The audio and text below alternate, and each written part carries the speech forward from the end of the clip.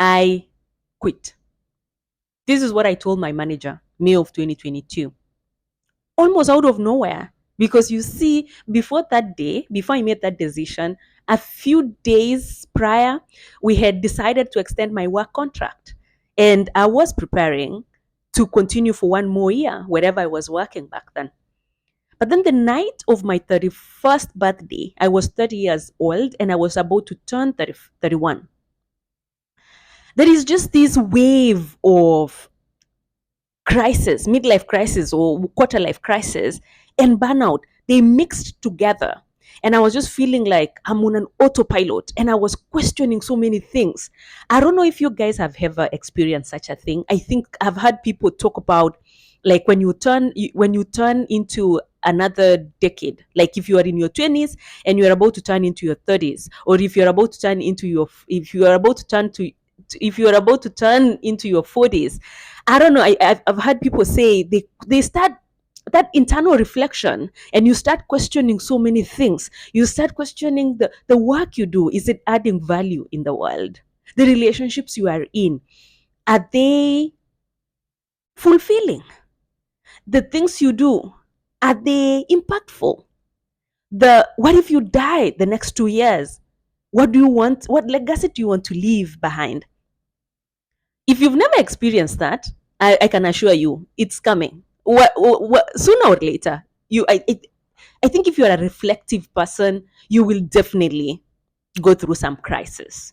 The intensities and the timing, I think they differ based on person to person. But I've had so many people talk about that. If you have experienced a crisis, comment down below so that we know or we can confirm that I am not alone.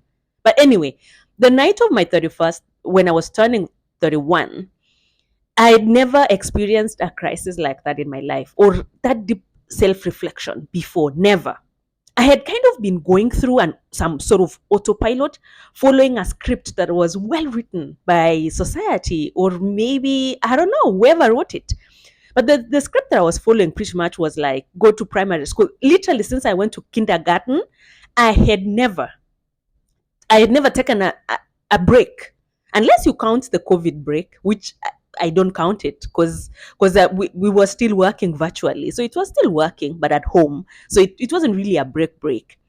But since I went to kindergarten, I was just following some script like go to primary school, go to high school, then go to undergrad, get your bachelor's degree, maybe go to your postgrad. I did a PhD. Even after the PhD, I was like, is there anything else in this academic ladder? And I was told there is a post PhD. I did a post PhD. So, and to be honest, when that crisis came, it was towards the end of my postdoc. It was towards the end of my post PhD.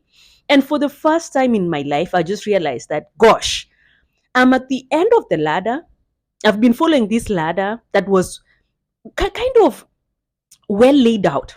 Like I just knew after primary school, you go to secondary school like that, like that. And then all of a sudden now I'm at the apex of my academic ladder. And I'm like, okay, so where else? After this, where else do I go? And I was so confused. Do I want to remain in uni to be a professor? Do I want to try something else? Anyway, just to say, on the career aspect, I was just asking myself a lot of questions and I didn't have answers. Also on the relationship side, I was in a relationship and I wasn't feeling fulfilled, and I was also asking myself a lot of questions. Why am I in this relationship that is dead-ish? I'm not feeling fulfilled. We are not helping each other. Why am I stuck here?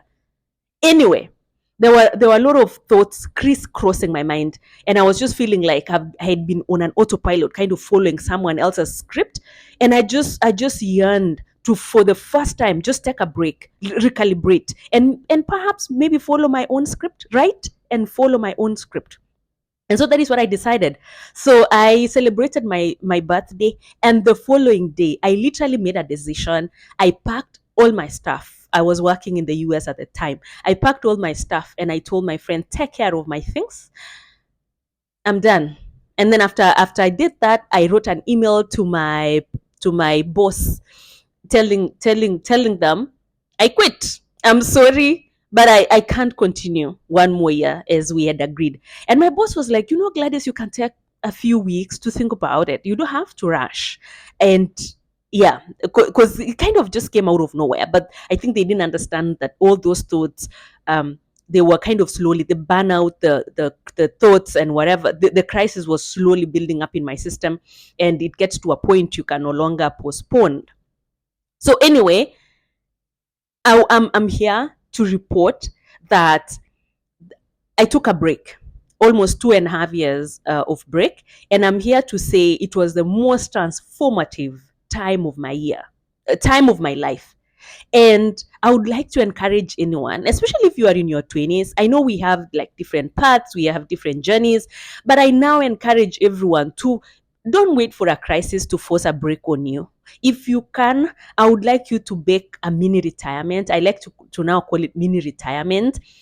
I don't know, 3 months, 6 months, 1 year, maybe in between jobs, maybe I don't know, but just try. I now encourage everyone to just take a break. Just take a break, like a break where you decide what you want to do with that break. Plan to take a break. So this is what I did. So I booked one-way flight to Nairobi, and my friends were like, "Are you crazy?"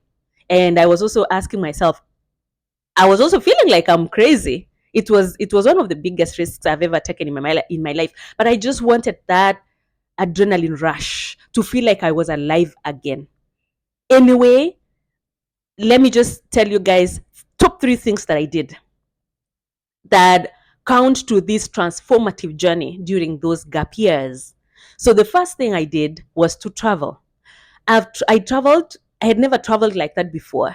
I traveled to 13 countries in a span of 1 year. I was just like booking flights, going for visas, booking flights, and traveling all over. I went to Namibia. I went to South Africa. I went to Ghana, to Nigeria. I applied for a Schengen visa. I went to Finland. I went to Estonia, Latvia, Lithuania. I went to Sweden. I traveled. And if you've never traveled, there is just something about traveling that changes you. I don't know how to explain it. You have to do it yourself to experience that feeling. It just reminds you how small you are and how diverse and vast the world is. Because I think wherever you are, that big city you were born in and you've been working in, sometimes you feel like that is a big deal. But then you travel and you are like, there's just so many ways that people live life, and there is just not one way of living a fulfilled life. And anyway, while you are traveling and immersing yourself in different cultures, going into new countries, new cities, it just changes you. It changes your mind. And I now encourage, that is another lesson. While I tell you this story, I'll be sharing lessons that I've learned along the way. So again, especially if you are in your 20s or in your early 30s, at least that is the audience that I can speak confidently to, because that is where I was. Travel locally, regionally, internationally. Just travel, plan and travel. If you plan and you're intentional about it, I think you will figure out how to go about it. But travel, it changed me. Number 2, I rested. Guys, I've told you, like, since I started kindergarten, I'd never taken a real rest. Do you know, like, you wake up in the morning, no email, no one is calling you, no deliverable. You wake up whenever you want. You do whatever you want during the day, during that week, during that month. I had never in my life. I was 30, 31, and I had never experienced such a thing. Because while we are in school, when you are at home for holidays, even if you're not working, it's holiday, but your mind is thinking about the exam that is coming up when you go back to school. Or while I was doing my PhD, I would have holidays, but they were not really like vacation or holidays, because my mind was thinking about those parameters that didn't work, and I had to go and I have to think about how to finish my PhD. So like there was just some RAM in my brain that was still processing things and worrying about things. But during this gap year or during this mini retirement, literally nothing. Wake up in the morning, no one expects I was no one expects you to deliver on anything. It's transformative, guys. If you've never, at least purpose, if you can, to just experience that feeling. Like just 1 month, 2 months, 3 months, where you don't expect an email, no one expects an email from you or a phone call. or a deliverable. Like you just wake up and you just decide what you want to do with your day. And let me tell you, this is another lesson that I learned, especially for the creative people, that I now consider myself a creative person. I have so many creative ideas. I'm here on these internet streets on YouTube because there are these ideas, there is this voice that I want to add to the world. My creativity. I want to bring my creativity to the world. And so if you're a creative person, you need to be intentional about creating those empty times, empty periods of times where you just idle. And I think there is a book about, if I remember correctly, Alan Lightman. I hope I'm getting the name correctly. And the book is, the title of the book is, I liked it. I'm trying to remember. Was it The Power of Rest? In praise of wasting time. I loved the title. If you are looking for if you're looking for what's the name, if you're looking for an urge or not confirmation per se, but like if you're looking for an excuse and and strength to take a break, that is one of the books I want you to read. Alan Lightman, In Praise of Wasting Time. And in the book he writes a lot about the power of, especially if you're a creative person and and your brain is thinking about these creative projects, you need that empty time, like that wasting time, quote unquote, where you are not doing anything and your brain will bake things that you will be surprised. My brain baked things and conceived ideas that I when I reflect now, it wasn't, without the crisis and the gap year, these things that I'm now proud of would not have happened. Number one is YouTube channel. This podcast, literally during that empty time, that wasting time, I was just like, I like sharing I like sharing my ideas with the world. I had been, this is also something that I still do. I go to, whenever I'm home in Kenya, I go to schools and I talk to students, and I like public speaking. I like motivational speaking. I like inspiring other people. That is what we do here on GN or at GN Inspire. And I was like, so during that time, just an idea came in my mind. And I was like, what if I create a YouTube channel where whatever ideas I have, like this idea of mini retirement, I can share with the world and inspire someone or give a nudge to someone to also learn or be inspired by that idea. So literally that is what happened. I had never thought of being on YouTube, never, until that mini retirement time. And I created my the GN Inspire on YouTube studio. I did not know. I think I've spoken about this before. I did not know like exactly what I was gonna. I did not know exactly where I would get content, like enough content to be consistent on YouTube. But I had a few ideas, like 5 maybe episodes, and that was it. But then, hey, now we are like 80 something episodes and still going. And this is something I'm so proud of. Like this is like my baby, literally. Like it's a thought that came in my mind and I formed it and I released it to the world, and it's now like my product and I'm so proud of it. Number two, of the things that came from that empty space or that creative, or like that my mind baked or conceived when I was idle and wasting time, is to write lessons, insights from not only my life, but also li- lessons, insights from the people that I had now started hosting on the GN Inspire. And a title of the book just came out of nowhere, and it was like, Awaken Your Potential. By taking a mini retirement, by taking risks, by taking detours, by following your curiosity. And that is how another project that I'm so proud of. I think you can see it here. It's now in my library.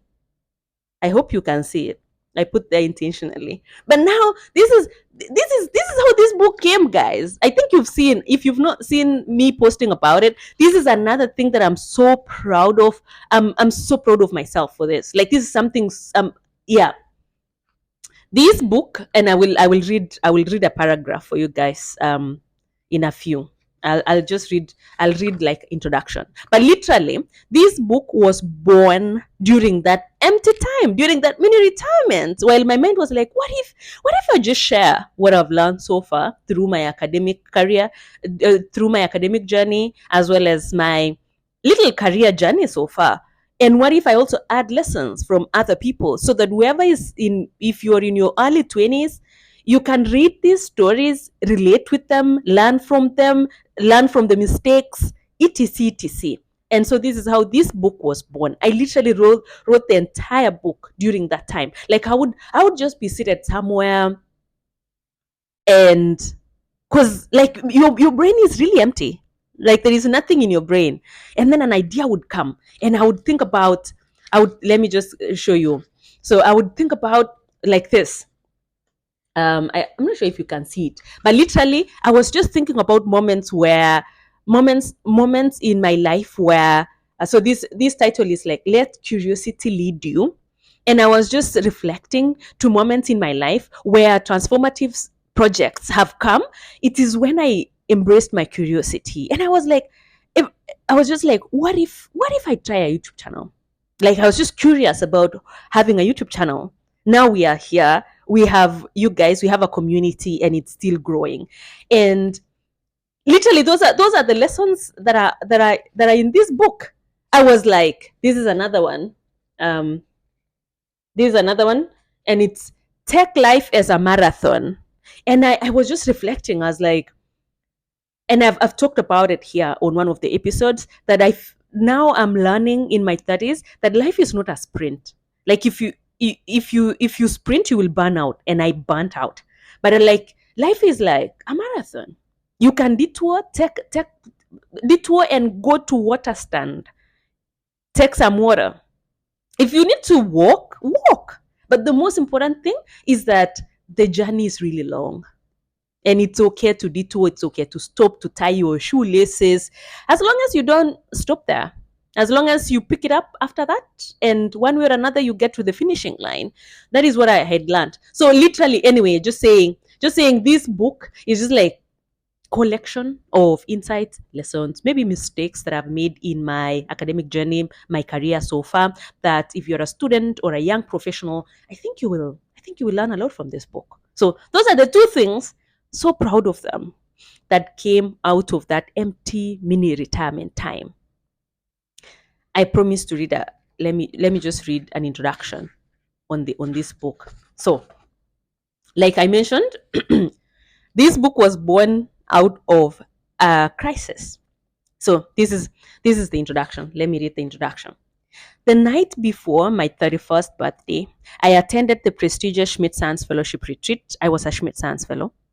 Schmidt Science Fellowship Retreat in Washington, D.C., staying in a luxurious five-star hotel, all expenses paid.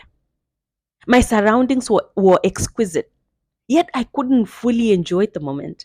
My mind was elsewhere, gripped by a wave of unease and anxiety. The anxiety of turning 31 was all consuming. The following day, after my birthday, I would begin my journey into my 30s. Interestingly, I had never felt the same level of anxiety when I turned 30. I craved something drastic in my life, something to jolt me back from an autopilot, from a script that I was following diligently. I craved something unorthodox, something somewhat crazy. I considered a tattoo. I actually Googled some tattoo places. I considered a career change. I considered getting married and having a child. I considered taking a career break. But each notion felt like a bold leap into uncharted territory, and I was scared.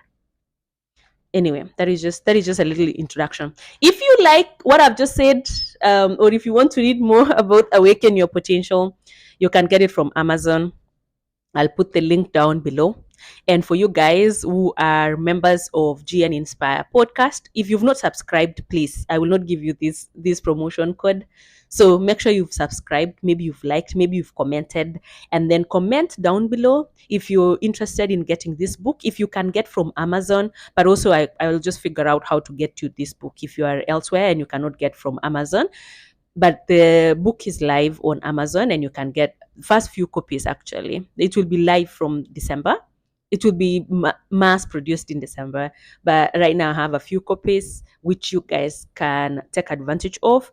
Comment down below if you're interested in getting this book, and I will organize a promotional, or I'll organize a discount for you guys, but you have to be a member. You have to have subscribed, maybe commented, or liked or shared. Anyway, I digress. Back to the story.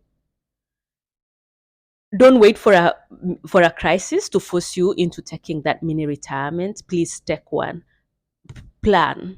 Plan. Be intentional about it. Take 3 months off where it's just time for you, where you just either rest or just follow some whatever curious things you've been curious about.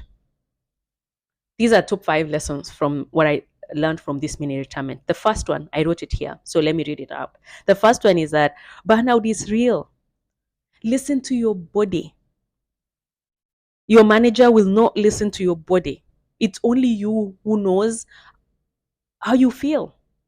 I was when I was reflecting on this point, I remembered when we were young and maybe you wake up with a flu or cold, and your parent would call the school, be like, hey, school, sorry, my child is sick. My child will rest at home this week. My child is not feeling okay. Like that, there was a guardian who could recognize that you are not okay and would call the school to ask for permission. And I'm just realizing that when you are an adult now, pretty much you are on your own, and it's you to recognize that you're burning out, or you're not okay, you are depressed, or you just need a break. Just recognize that and then take steps to take a break. No one will. Your manager will not. No one will. So learn to recognize burnout, low moments, depression, whatever it is. Listen to your body. Make steps if you can take a break. Number two, rest is not a waste. It's not wasted time. Like I mentioned, if you're looking for inspiration to take a break, to take a mini retirement, get that book from Alan Lightman, In Praise of Wasting Time. Read it, and you will be inspired to waste time, quote unquote. Because I'm now learning that whatever my friends were like, why are you wasting 2 years of your life? You could have risen in your career. You could be now a manager. And I'm like, yeah, that sounds good. But also, while I detoured and zigzagged, I've gotten to learn more about myself. I've gotten, like I mentioned, to start projects that I would not have started otherwise. And I'm proud of these creative or of these personal projects that I started in the process of taking that mini retirement, or in process of wasting time. And so wasted time, there is no wasted time. Yeah. You use it to rest, use it to explore other things. They don't have to be making money for you to consider it like it's a useful time. Money is not everything. Also, your health, your physical health, rest is still a currency, if you ask me. Number three, it's okay to detour. I'm now really passionate. I keep talking. I think in this book I mentioned detour so many times. So many times. It's okay to detour. You don't have to follow that script written by someone else. It's okay if you are enjoying the journey and the script. It's okay. But if you're feeling conflicted, if you're feeling like you are on an autopilot because you're just following something that someone said you should be doing, that because you did this you should do this, or because you are in your 30s you should be doing this, that is their script. You are different, your journey is different. It's okay, take a detour if you have to. Life is not a straight line. This is something I'm learning in my 30s. It's okay to zigzag. I zigzagged, and I cannot, and I'm grateful I zigzagged or I detoured, and I'm actually just planning to make more detours. So please, detour, stop, smell the roses. Number four, your worth is not tied to productivity. And I think it's related to, hey, take a rest. You don't have to be productive all the time. And in fact, I feel like sometimes when you take a rest, you come back with clarity and you will be able to produce even more. You are more than your job title. You are more than your money, the money you earn. You are more than your CV. You are more, or you're just enough. So your worth is not tied to your productivity. Number 5 is just be kind to yourself. Just be kind to yourself. And this is what I learned painfully, that the world will not stop just because you are taking a rest and enjoying a beach time somewhere. The world will just find a way to continue, and you will find the world continuing. I mean, even if you die tomorrow, sadly, this is something that I keep thinking, right? Like, you feel like, oh my god, if I take a break, I just feel like things will stop. Like, if you die tomorrow, believe me, the world will just find a way to adjust or readjust. And so, listen to your body, be kind to yourself. It's okay to detour, it's okay to take a rest, especially.